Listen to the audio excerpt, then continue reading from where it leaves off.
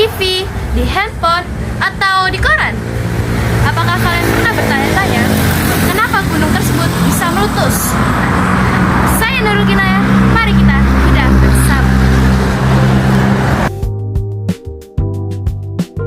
Nah, sebelum kita bedah lebih lanjut, aku mau kalian nebak dulu nih. Apa sih sebenarnya definisi dari gunung meletus? Bukan cuma gunung tiba-tiba meledak ya.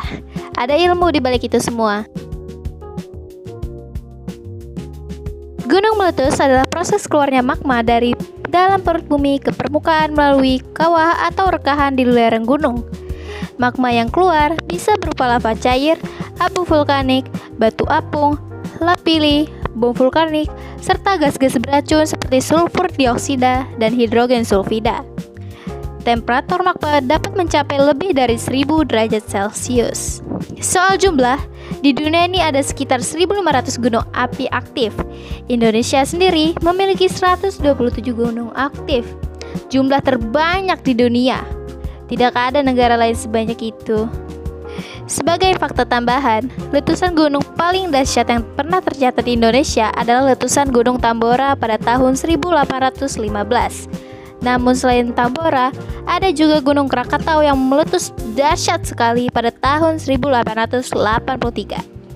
Letusan Krakatau terdengar hingga 4.800 km jauhnya. Tsunami yang ditimbulkan mencapai ketinggian 40 meter. Abu vulkanik menyebar ke seluruh dunia. Gelombang tekanannya tercatat mengelilingi bumi sebanyak 7 kali. Nah, jadi pada udah ngerti kan? Sekarang kita masuk ke proses utamanya. Proses gunung meletus secara ilmiah terbagi menjadi 3 fase utama: fase intrusi, fase erupsi, dan fase pasca erupsi. Fase pertama adalah fase intrusi, yaitu fase ketika magma mulai naik dari dapur magma menuju permukaan. Magma terbentuk di dalam mantel bumi pada kedalaman 100 hingga 150 km, di mana suhu mencapai lebih dari 1000 derajat Celcius. Magma yang memiliki densitas lebih rendah dibandingkan batuan di sekitarnya kemudian bergerak naik dan terakumulasi dalam sebuah ruangan di bawah gunung yang disebut dapur magma. Kedalaman dapur magma berkisar antara 5 hingga 15 km dari permukaan. Di dalam dapur magma, gas-gas terlarut seperti uap air, karbon dioksida, dan sulfur dioksida terus terakumulasi. Akumulasi gas ini menyebabkan tekanan di dalam ruang magma meningkat secara signifikan. Ketika tekanan gas telah melampaui batas elastisitas batuan yang menutupi dapur magma, batuan tersebut mulai mengalami rekahan. Rekahan-rekahan ini merambat ke atas membentuk saluran utama yang disebut pipa kepundan. Selama fase intrusi berlangsung, terjadi peningkatan aktivitas seismik berupa tremor vulkanik yang dapat dideteksi oleh seismograf. Selain itu, terjadi anomali termal di kawah, penurunan debit mata air di sekitar gunung, serta deformasi tubuh gunung yang mengindikasi adanya tekanan dari dalam. Fase selanjutnya adalah fase erupsi. Ini adalah fase ketika magma akhirnya mencapai ke permukaan bumi. Magma keluar melalui kawah pusat atau melalui rekahan-rekahan lateral di lereng gunung. Karakter erupsi ditentukan oleh 2 faktor utama, yaitu viskositas magma dan kandungan gas volatil di dalamnya. Magma dengan viskositas rendah dan kandungan gas rendah menghasilkan erupsi efusif, di mana magma keluar dalam bentuk aliran lava. Sebaliknya, magma dengan viskositas tinggi dan kandungan gas tinggi menghasilkan erupsi eksplosif, di mana magma terfragmentasi menjadi partikel-partikel halus seperti abu vulkanik, lapilli, dan bom vulkanik. Pada fase erupsi, berbagai material piroklastik dikeluarkan.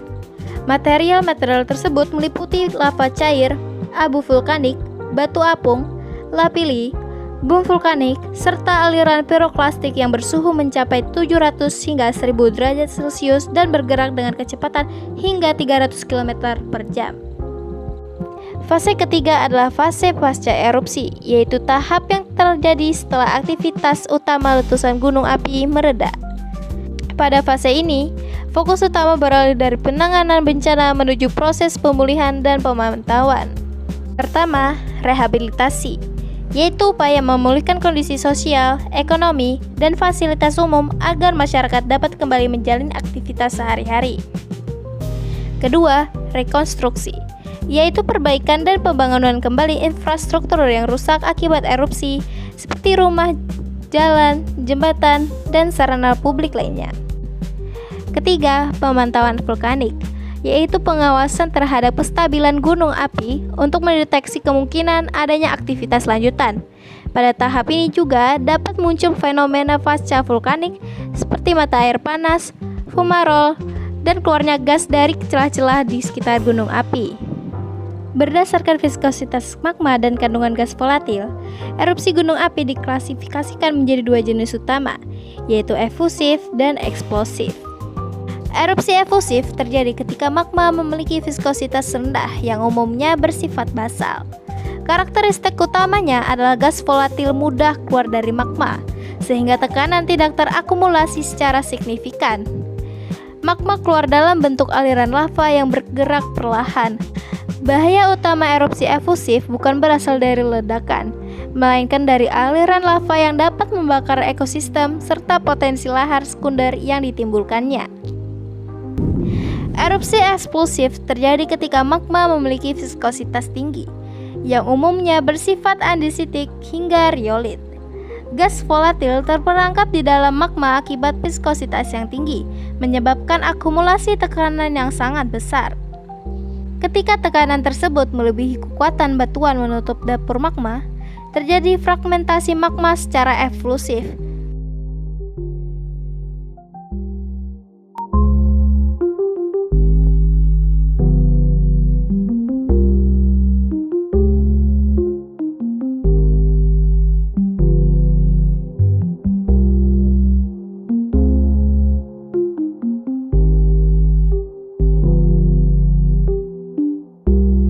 Nah, jadi itu tadi penjelasan singkat tentang gunung meletus.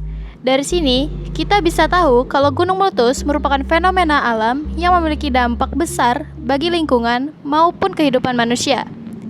Oleh karena itu, penting bagi kita untuk selalu waspada dan mengikuti informasi yang diberikan oleh pihak berwenang saat terjadi erupsi. Sekian dari aku, Nurul Ginaya. Terima kasih sudah menyimak dan sampai jumpa.